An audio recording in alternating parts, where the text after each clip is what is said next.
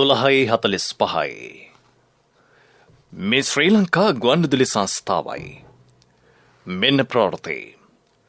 සංස්කරණීය සම්පත් විලේගොඩ. ප්‍රකාශය බද්‍රජිත් සෞම්‍ය. සංචරණ සීමා කඩ කරන්නන්ට එරෙහිව දැඩි පියවර.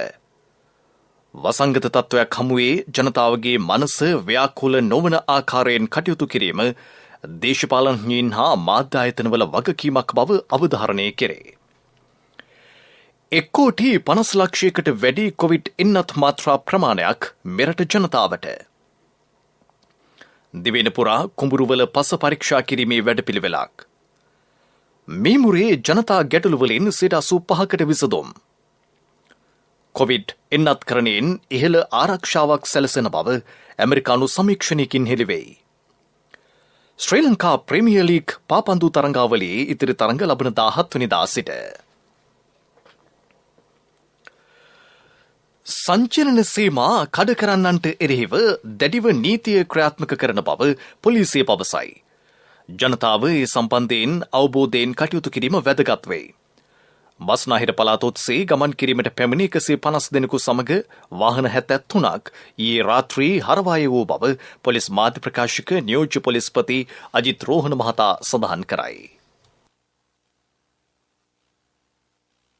බස්නාහිර පළාතට ඇතුළු වන සහ පිටවන ස්ථානවලදී පුද්ගලයන් 8,454 දෙනෙක් ඔවුන් පැමිණි වාහන 4,406ක් සමග පරීක්ෂාවට ලක් කර තිබෙනවා. තවදුරටත් මේ මෙහෙයුම් ක්‍රියාත්මක වෙනවා. විශේෂයෙන්ම පළාත් සංචරණ සීමාව ගැන වැඩි අවධානයක් යොමු කර තිබෙනවා. එමෙන්ම පුද්ගලයන් පොදු ප්‍රවාහන සේවා භාවිතා කිරීමේදී නිරන්තරයෙන්ම මගීන් මෙන්ම රියදුරු කොන්දොස්තර සහ අයිතිකරුට වගකීම් තිබෙනවා. එම වගකීම් අනුව කටයුතු කරනු ඇතැයි අපේක්ෂා කරනු ලබනවා. කොවිඩ් රෝගී ව්‍යාප්තිය තවදුරටත් සිදුවන නිසා සියලුම ආරක්ෂිත ක්‍රියාමාර්ග අනුගමනය කිරීම සියලු පාර්ශ්වයන්ගේ වගකීමක් සහ යුතුකමක් බවට පත් වෙනවා. මේ නිසා ඒ අනුව කටයුතු කරන ලෙසට ඉල්ලා සිටිනු ලබනවා. ඒ වගේම විශේෂයෙන්ම සෞඛ්‍ය සේවා අධ්‍යක්ෂ ජනරාල්වරයා විසින් කලින් කල නිකුත් කර ඇති නිර්ණායක අනුව යම් යම් ක්‍රියාකාරකම් පැවැත්වීම සීමා කර තිබෙනවා. විශේෂයෙන්ම මංගල උත්සව ඒ වගේම අනිකුත් කටයුතු එම සීමාවන්ට යටත්ව කටයුතු කරනු ඇතැයි අපේක්ෂා කරනු ලබනවා. ඒ පිළිබඳවද ශ්‍රී ලංකා පොලිසිය නිරන්තර විමසිල්ලෙන් පසු වෙනවා. කොවිඩ් එන්නත්කරණය සඳහා යොදවා ඇත්තේ වෛද්‍ය අධ්‍යාපනය ලැබූ යුද හමුදා වෛද්‍ය බලකායේ නිලධාරීන් බව ආරක්ෂක ලේකම් ජෙනරාල් කමල් ගුණරත්න මහතා කියා සිටී. එන්නත්කරණ වැඩපිළිවෙලට ආරක්ෂක අංශය සහාය දක්වන්නේ මෙරට ජනතාවගේ ජීවිත බේරා ගැනීමේ අභිලාෂයෙනි. එන්නත්කරණයේ පිළිබඳ දැනුමක් නොමැති පිරිසක් ඊට යොදවා ඇති බවට කරන චෝදනා පදනම් විරහිත බව පෙන්වා දුන් ආරක්ෂක ලේකම්වරයා ත්‍රිවිධ හමුදාව සෑම විටම ජනතාවගේ ජීවිත බේරා ගැනීම සඳහා පෙරට පැමිණි බව අවධාරණය කළේය. නිසි එන්නත්කරණ වැඩපිළිවෙලක් ක්‍රියාත්මක කරගත නොහැකි තත්ත්වයකට රටවල් රැසක් පත්ව සිටියේදී ජනාධිපති ගෝඨාභය රාජපක්ෂ මැතිතුමා විදේශ රටවල් සමග සාකච්ඡා කර කොවිඩ් මර්ධන එන්නත් මෙරටට ගෙන්වා ගැනීමට ක්‍රියා කළේය. 3,000ක් පමණ වූ දෛනික එන්නත්කරණය දවසකට ලක්ෂ 5කට ආසන්න සංඛ්‍යාවක් දක්වා ඉහළ නැංවීමට ආරක්ෂක අංශය සම්බන්ධ වීමෙන් පසු හැකි වී ඇතැයිද ඔහු පෙන්වා දුන්නේය. රුසියාවේ නිෂ්පාදිත ස්පුට්නික් V එන්නත් මාත්‍රා 15,000ක් අද දිවයිනට ලැබින. ඩුබායි සිට අදාළුවම පැමිණි එමිරේට්ස් ගුවන් යානයකින් රැගෙන ආ එම කොරෝනා මර්ධන එන්නත් තොගය මධ්‍යම එන්නත් ගබඩාව වෙත බාර දී තිබේ. කොවිඩ් ප්‍රතිශක්තිකරණ එන්නත් මාත්‍රා 2 කෝටියකට ආසන්න ප්‍රමාණයක් මෙරටට රැගෙන විත් තිබේ. ඉදිරි මාසයේදී තවත් එන්නත් මාත්‍රා 3 කෝටියකට වැඩි ප්‍රමාණයක් දිවිනට ලැබීමට නියමිතයි. ඒවා මෙරට වයස අවුරුදු 18ට වැඩි සිළු දෙනාට ලබා දීමට නියමිත බව රජය කියයි. කොවිඩ් රෝගී සඳහා ඇති හොඳම විසඳුම එන්නත්කරණය බව අන්තර්ජාතික පිළිගැනීමයි. මෙරට අවුරුදු 30ට වැඩි ජනගහනයෙන් 96කට කොවිඩ් ප්‍රතිශක්තිකරණ එන්නතේ එක් මාත්‍රාවක් හෝ ලබා දී ඇත. මේ අතර මෙරට ජනතාවට 1,50,00,000කට වැඩි කොරෝනා මර්ධන එන්නත් මාත්‍රා ප්‍රමාණයක් ලබා දී තිබේ. ඉන් එක් මාත්‍රාවක් ලබාගත් සංඛ්‍යාව 1,14,00,000කට අධිකය. මාත්‍රා දෙකම ලබාගත් පිරිස 35,00,000කට අධික බව සෞඛ්‍ය අමාත්‍යාංශයේ වසංගත රෝග විද්‍යාංශය සඳහන් කරයි. මෙවැනි වසංගත තත්ත්වයක් හමුවේ රටේ ජනතාවගේ මනස ව්‍යාකූල නොවන ආකාරයෙන් කටයුතු කිරීම දේශපාලනඥයින් මෙන්ම මාධ්‍ය ආයතනවලද වගකීමක් බව ජාතික මූලික අධ්‍යයන ආයතනයේ සභාපති මහාචාර්ය අතුල සුමතිපාල මහතා අවධාරණය කරයි. මේ අවස්ථාවේ සිළු දෙනා කළ යුත්තේ ජාතිය එකමුතු කර පවතින අභියෝගයට මුහුණ දීම සඳහා ජනතාව සූදානම් කිරීමයි. ජාතික ගුවන්විදුලියට අදහස් දැක්වූ ඒ මහතා හිතාමතා වැරදි තොරතුරු ප්‍රචාරය කරන ප්‍රවේශයන් සහ ප්‍රවාහයන් ගොඩනගෙන ඒක කුහකකමට හිතාමතා ජනමනස ව්‍යාකූල කරන සාපරාධී වැඩක්.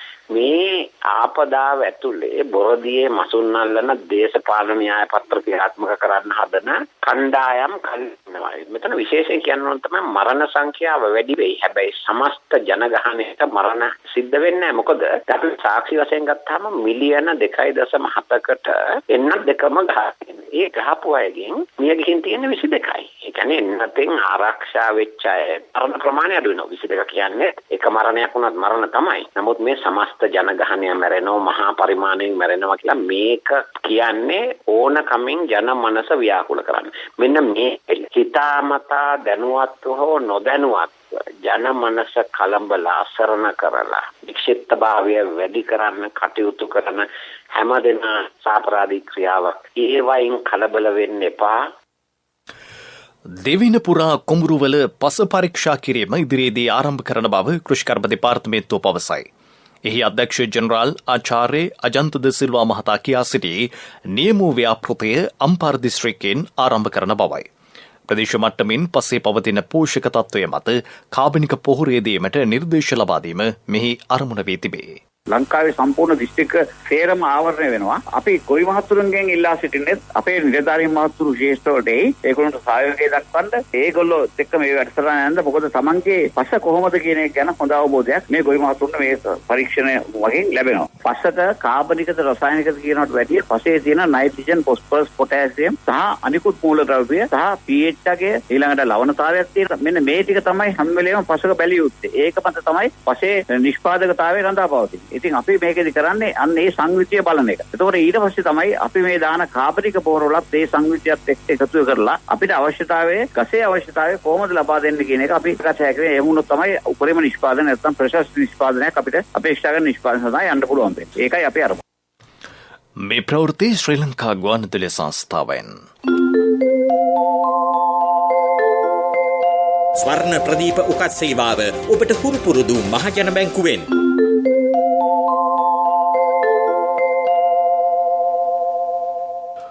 මහනුවර මීමුරේ ජනතා ගැටලු 85කට විසඳුම් ලබා දී තිබේ. ඒවා ඉදිරිපත් කෙරුණේ ජනාධිපතිතුමාගේ ප්‍රධානත්වයෙන් මීමුරේ පැවති ගම සමග පිළිසඳර වැඩසටහනේදීය.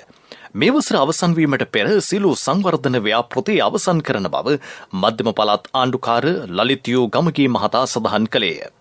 සංවර්ධන ව්‍යාපෘති ක්‍රියාත්මක කෙරෙන්නේ සංවේදී පරිසර කලාපයක් වන මීමුරේ ප්‍රදේශයට හානි නොවන ලෙසයි. ප්‍රදේශයේ අවිධිමත් සංචාරක කර්මාන්තය විධිමත් කෙරේ. එමගින් ජනතාවගේ ආර්ථික තත්ත්වය වර්ධනය කිරීමටද පිටිවහලක් ලැබේ. කොවිඩ් වසංගතය හමුවේ ජනතාව තවදුරටත් පීඩාවට පත්වන අයුරෙන් ගෑස් මිල වැඩි නොකරන බව ජීවන වියදම් අනුකමිටුවේ සමාජික අමාත්‍ය රමේෂ් පතිරණ මහතා සඳහන් කරයි.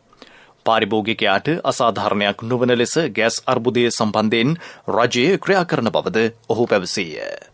ලෝක වෙළඳ පොලේ ගෑස් මිල වැඩිවීම නිසා ශ්‍රී ලංකාවේ ගෑස් මිල වැඩි කළ යුතු කියන ඉල්ලීම පාරිභෝගික ආරක්ෂණ අධිකාරියට සමාගමක් ඉදිරිපත් කළා තිබුණා. එම සමාගමට එම අවසරය ලබා නොදීම නිසා පාරිභෝගිකයා පැත්තෙන් ඒක අසාධාරණයක් වන නිසා ලැබුණේ නැහැ. ජේ සතු අනෙක් සමාගම දැනට අඛණ්ඩව ගෑස් බෙදා හැරීම කරනවා. ප්‍රමාණවත් ගෑස් සංචිත රට සතුව තිබෙනවා. නමුත් පෙර සමාගමේ ගෑස් සිලින්ඩර සතුව තිබෙන පාරිභෝගිකයන් අපහසුතාවයට පත් වෙලා තිබෙනවා. ඔවුන්ට අලුතෙන් සිලින්ඩරයක් ගැනීමට නොහැකි වීම පිළිබඳව. ඒ පිළිබඳව ගෞරව උදැල්ල අමාත්‍ය බැස්සල් රාජපක්ෂ මහත්මයා විශේෂ අවධානය යොමු කොට කටයුතු කරනවා. ඒ සඳහා සහනයක් ලබා දීමට ඉදිරි දින කිහිපය තුළදී කටයුතු කරනවා වගේම පාරිභෝගික ජනතාවගෙන් ඉතාම ගෞරවයෙන් ඉල්ලා සිටිනවා අනවශ්‍ය බියක් ඇති කර ගන්නට එපා. රට සතුව ප්‍රමාණවත් සංචිත තිබෙනවා වගේම ලෝක වෙළඳ පොලෙහි ගෑස් මිල ඉහළ ගියත් ලංකාවේ ගෑස් මිල ඉහළ දැමීමක් සිදු නොකරන බවට.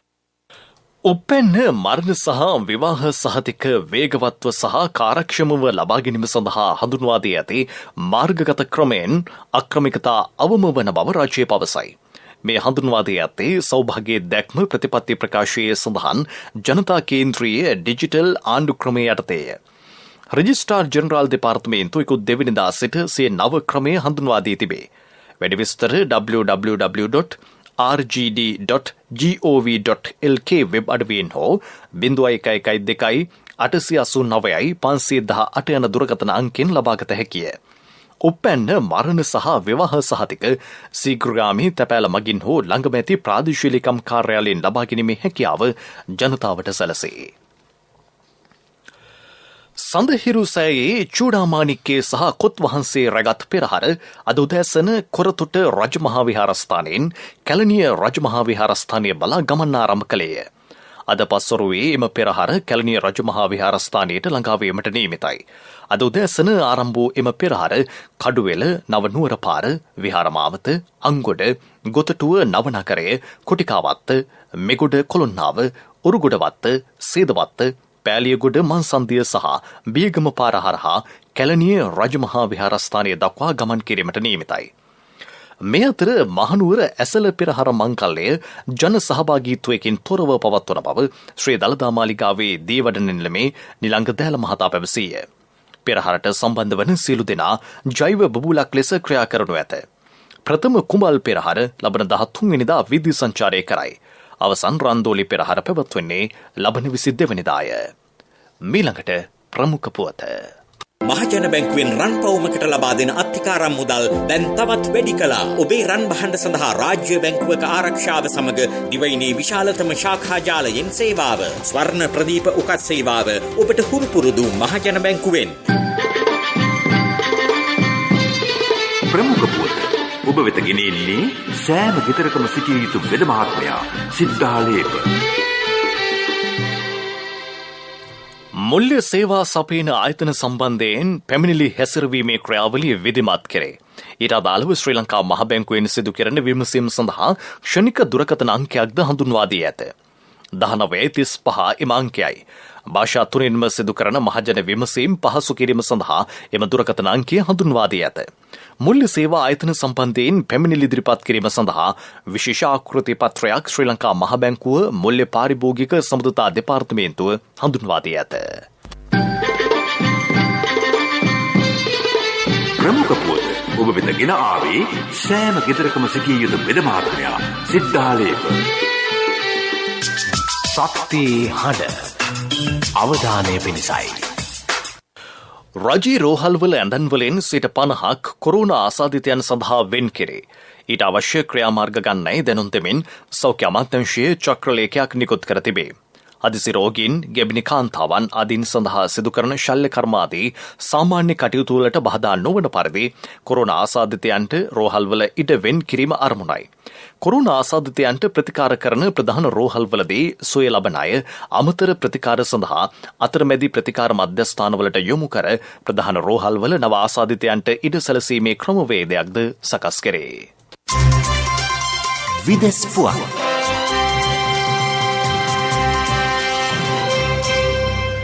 කොවිඩ් එන්නත්කරණයෙන් ඉතා ඉහළ ආරක්ෂාවක් සැලසෙන බව ඇමරිකානු රෝගපාලන සහ මර්ධන මධ්‍යස්ථානය පවසයි. පූර්ණ වශයෙන් එන්නත් ලබාගත් පුද්ගලයින්ට කොවිඩ්-19 රෝගයෙන් එල්ලවන බලපෑම ඉතා අවම මට්ටමක පවතින බව එම මධ්‍යස්ථානය සිදු කළ නවතම සමීක්ෂණයකින් හෙළිවී තිබේ. පූර්ණ එන්නත්කරණයට ලක් වූවන්ගෙන් 99.99%කට කොරෝනා ආසාදනයෙන් මිය යාම හෝ බරපතල තත්ත්වයට පත්වී රෝහල්ගත වීම අවශ්‍ය නොවන බවටද එමගින් හෙළිවී තිබේ. ඇෆ්ගනිස්තානයෙන් හමුදා ඉවත් කර ගැනීමට ගත් තීරණය පිළිබඳ කනගාටු නොවන බව ඇමරිකානු ජනාධිපති ජෝ බයිඩන් මහතා පවසයි.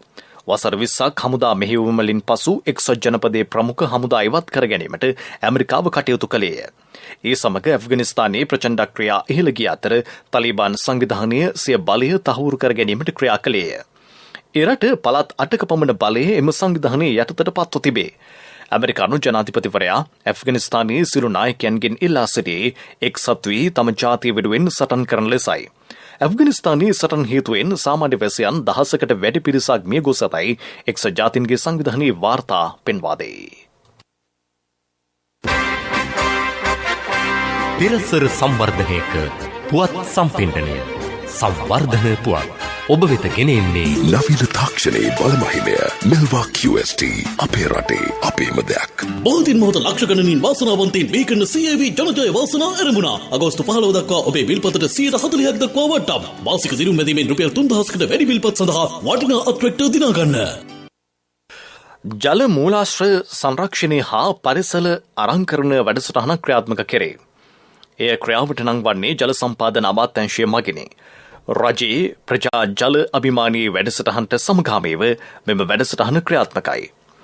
ජල මූලාශ්‍රවල සක්‍රිය භාවයේ වැඩිදියුණු කිරීම සහ ජල පෝෂක ශාක වර්ග දසලක්ෂයක් රෝපණය කිරීම මේ යටතේ සිදු කෙරේ. දැනටමත් රත්නපුර දිස්ත්‍රික්කයේ පමණක් ජල පෝෂක පැළ 50000ක් සිටවා තිබේ.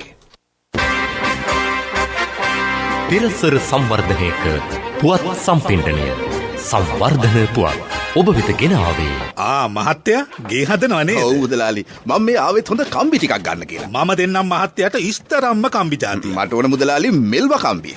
මෙල්වම තමයි මහත්තයා මේ අලුත්ම මෙල්වා QST කම්බි. ලෝකේ දියුණු රටවල් ඔක්කොම පාවිච්චි කරන්නේ QST කම්බි.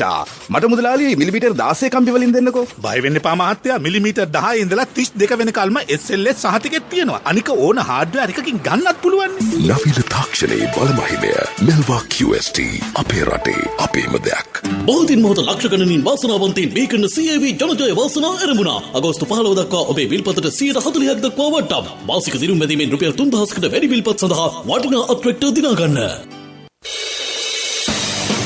ක්‍රීඩා පුවත් ශ්‍රී ලංකා සුපර් ලීග් පාපන්දු තරඟාවලියේ ඉතිරි තරඟ ලබන 17 වෙනිදා සිට ආරම්භ කෙරේ. කොළඹ රේඩ් මාවත ක්‍රීඩා සංකීර්ණයේදී තරඟ පැවැත්වීමට නියමිතයි. නාවලපිටි අප් කන්ට්‍රී ලයන්ස් කණ්ඩායම සහ ඩිෆෙන්ඩර් කණ්ඩායම් අතර තරඟය අද පස්වරු 4ට පැවැත්වේ. තරඟාවලියේ තරඟ 14ක් අවසන් කර තිබේ. ලබන 31 වෙනිදාට පෙර ඉතිරි තරඟ සියල්ල පැවැත්වීමට සැලසුම් කර ඇත.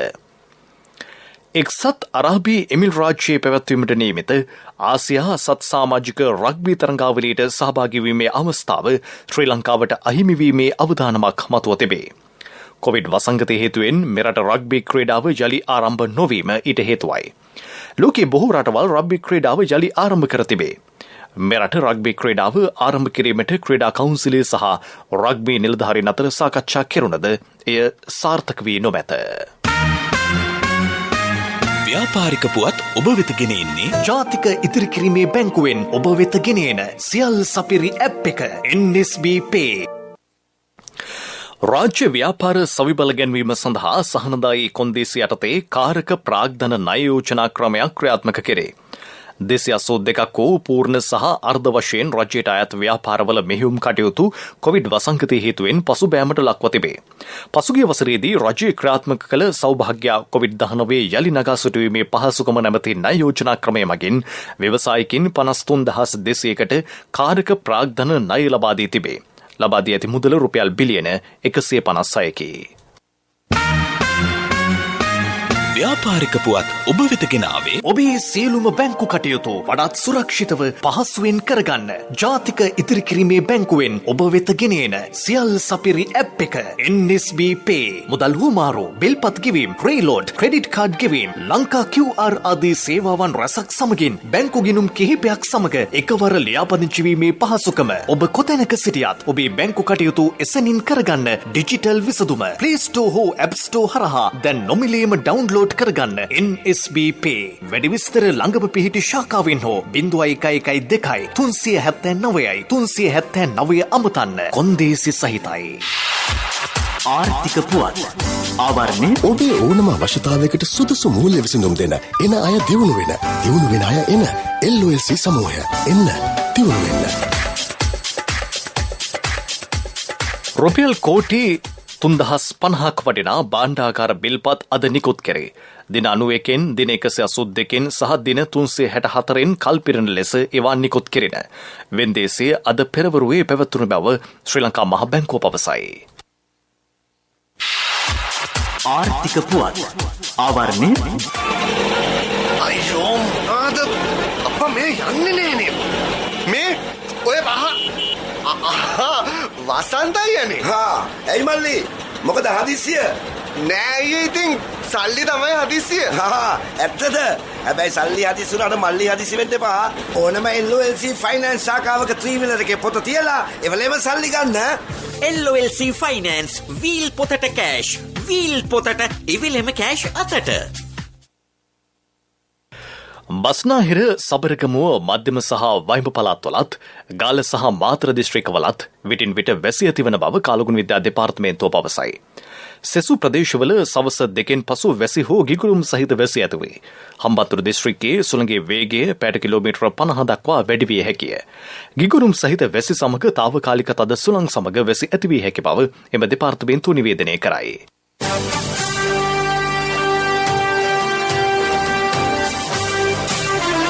කාලගුණ වාර්තාව ඔබ වෙත ගෙන එන්නේ සයුරු දීවර කාලගුණ තොරතුරු සේවාව.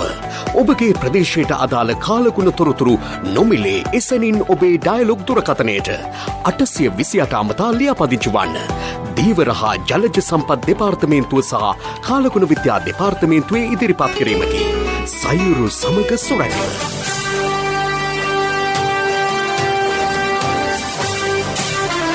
කාලගුණ වාර්තාව ඔබ වෙත ගෙන ආවේ සයුරු දීවර කාලගුණ තොරතුරු සේවාව.